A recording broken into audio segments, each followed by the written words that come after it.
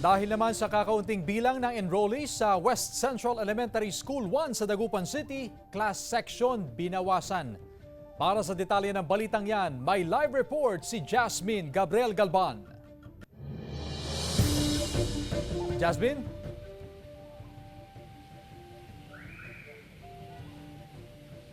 Chris, sa monitoring ng DepEd hanggang sa ngayon ay may mangilan-ngilan pa rin nagpapa-enroll sa iba't ibang mga paaralan sa Region 1.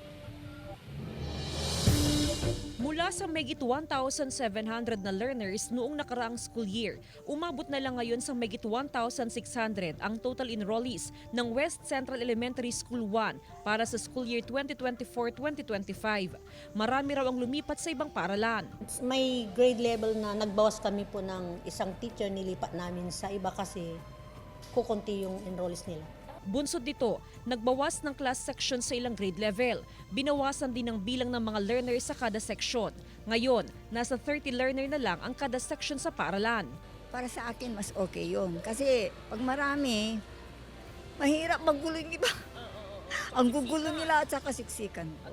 As of August 12, 2024, umabot na sa mahigit 40,000 ang total K-12 enrollees sa mga pampubliko at pribadong paaralan sa Dagupan City. Habang sa Region 1 naman, umabot na sa mahigit 1.2 milyon ang total K-12 enrollees sa public at private schools. Ongoing po yung monitoring ng mga school television offices. Pati rin po yung regional office ay ongoing din po, ma'am, yung monitoring po natin. Tuloy-tuloy pa rin sa pagtanggap ng mga late enrollees sa mga paaralan sa Region 1.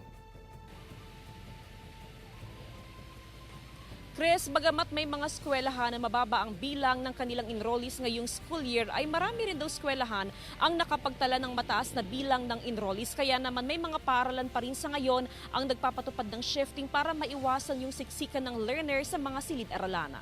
Chris? Maraming salamat, Jasmine Gabriel Galban.